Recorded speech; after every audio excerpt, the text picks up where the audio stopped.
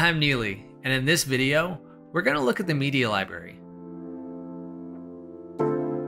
This is the place in WordPress where you can upload any type of media, whether it's audio, video, photos, spreadsheets, and documents. There are a lot of options. Now, at first, it may seem like a good idea to start uploading files, but a word of caution, there are limits to your storage capacity.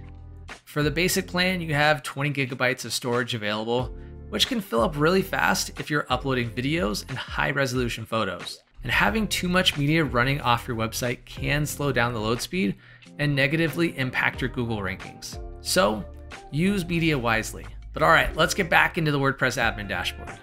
On the left side, hover over media.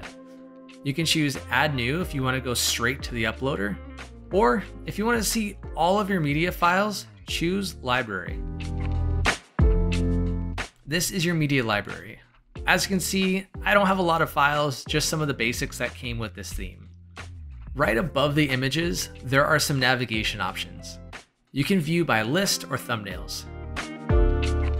Sort the list by media type or date uploaded. And a bulk select option, which allows you to select all the items you want to delete at once. If you click on an image, there are some metadata areas you can fill in. I know this may seem tedious, but I assure you, if you stay on top of your media and don't skip the steps when you upload, it will make your website more attractive to search engines and save you a lot of time in the future.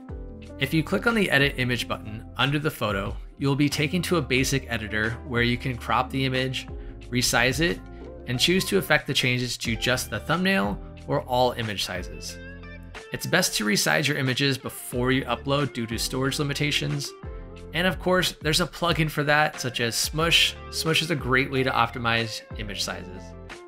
There are more plugins for the media library. Just do a search in your plugins dashboard and see what's available.